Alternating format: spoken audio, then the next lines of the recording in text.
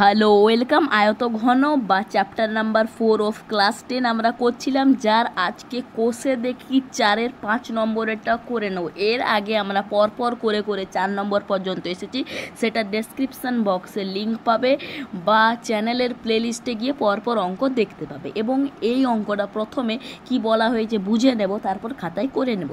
যে খাতায় করব সেটার জাস্ট ফটো, কোনো এক্সট্রা স্পেশাল নোটস নয় বা সাজেশান নয়, যেটা করে দেখাবো সেটার জাস্ট ফটোটা এই পিডিএফ আকারে ডেসক্রিপশান বক্সে দিয়ে দেবো, কারো দরকার থাকলে নিয়ে নিতে পারো। ঠিক আছে, তাহলে প্রথমে কি বলা হয়েছে একবার দেখে নিচ্ছি।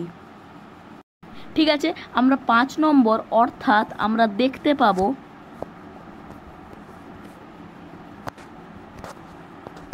এই অঙ্কটা কি বলেছে, আমাদের বকুলতলা গ্রামে 2 মিটার চওড়া 8 ডেসিমিটার গভীর একটি খাল কাটা হয়েছে। মোট যদি এত ঘনমিটার মাটি কাটা হয়ে থাকে তাহলে খালটি কত লম্বা।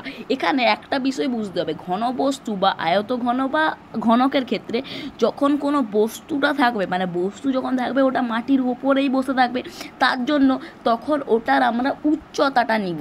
এবং যখন আমরা কোনো গর্ত দেখব তখন ওটা কি মাটির নিচের দিকে, তখনই ওই উচ্চতাটাই হয়ে যাবে গভীরতা। তাহলে যেটাই উচ্চতা সেটাই গভীরতা, মানে এমন বলে দাও না যে যেটা উচ্চতা মানে সেটাই গভীরতা, সেটা নয়। মানে যে রাশিটা মানে উচ্চতার কাজ করছে সেই রাশিটাই গভীরতার কাজ করবে। এমন বলছি না যে উচ্চতা আর গভীরতা একই জিনিস, উচ্চতা আলাদা গভীরতা আলাদা, কিন্তু একটা ঘনবস্তুর ক্ষেত্রে উচ্চতা যেমনভাবে কাজ করে তেমনিভাবেই কোনো গর্তের গভীরতাটা কাজ করবে। আর দৈর্ঘ্য প্রস্থ তো আর কোনো কথাই নেই। ঠিক আছে, তাহলে এখানে বলেছে যে চওড়াটা দেওয়া আছে আমাদের কাছে, এইখানে চওড়াটা দেওয়া আছে এবং গভীরতাটা দেওয়া আছে। এবং যদি লম্বাটা বলে তাহলে লম্বাটা যদি আমরা কোনো একটা ধরে নিতে পারি তাহলে আমরা দেখতে পাচ্ছি চওড়া পেয়ে গেলাম, গভীরতা পেয়ে গেলাম, লম্বা পেয়ে গেলাম, মানে দৈর্ঘ্য প্রস্থ উচ্চতা পেয়ে গেলাম। সেখান থেকে আমরা পেয়ে যাব এর আয়তন। তাহলে যেই আয়তনটা হবে, যতটা আয়তন হবে তত পরিমাণিত, যতটা গর্তটার আয়তন হবে তত পরিমাণিত মাটি বেরোবে।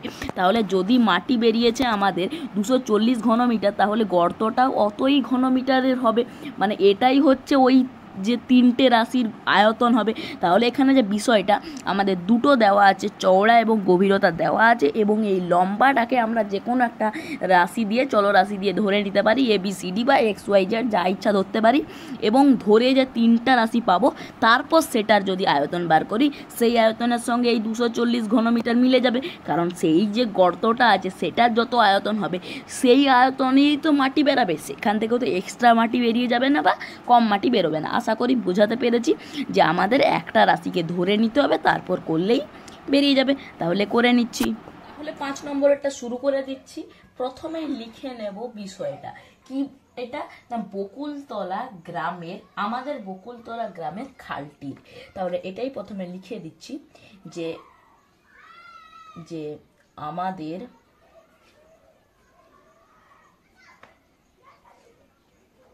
বকুলতলা গ্রামের খালটির। এরপরে আমরা পরপর লিখছি। প্রথমে কি দেওয়া আছে, চওড়া দেওয়া আছে, জাস্ট এ মিনিট, হ্যাঁ চওড়াই দেওয়া আছে।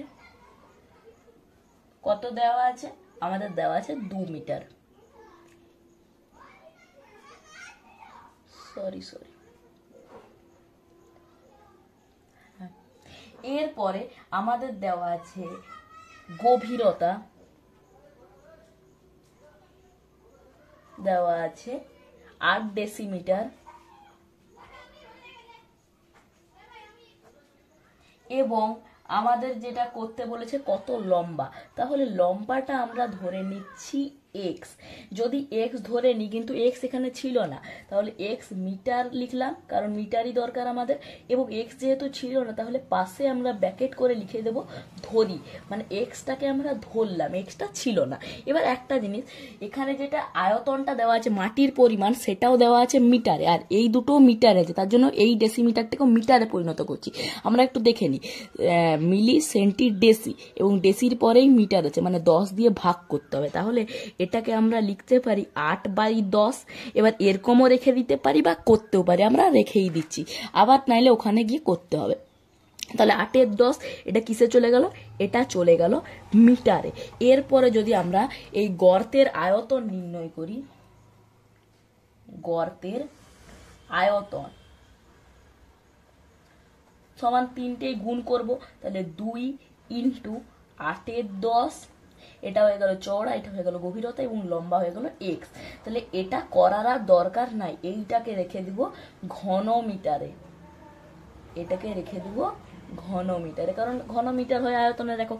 এবারে যে আয়তনটা হলো এই গর্তের সেই পরিমাণে মাটি বেরাবে, তাহলে এর সঙ্গে ওটা কি করব, শর্তানুসারে সমান।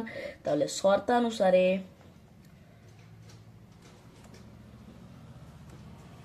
করব 2 × 8/10 × x ইজ ইকুয়াল টু কত দেওয়া আছে, 240। বা দিয়ে শুধু এদিকে এক্সটাকে রাখছি আর ওইদিকে নিয়ে যাচ্ছি, সবগুলো গুণ আকারে যাবে, মানে ওই পারে গেলে উল্টে যাবে সব।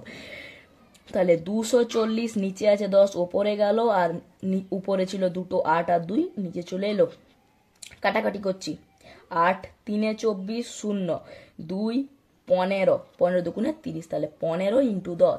অতএব এক্স এর ভ্যালু হয়ে গেল 15 আর 10-এ 150। অতএব খালটি বা গর্তটি 150 মিটার লম্বা। এখানে যে বিষয়টা, যে আমাদের যে লম্বাটা দেওয়া ছিল না সেটাকে আমরা ধরবো, এবং গভীরতাটা যেটা সেটার আলাদা একক ছিল, তাহলে আলাদা এককে পরিণত করব, এবং তারপরে শর্তানুসারে সমান বসালেই হয়ে যাচ্ছে। আশা করি বোঝা গেছে। Thanks for watching.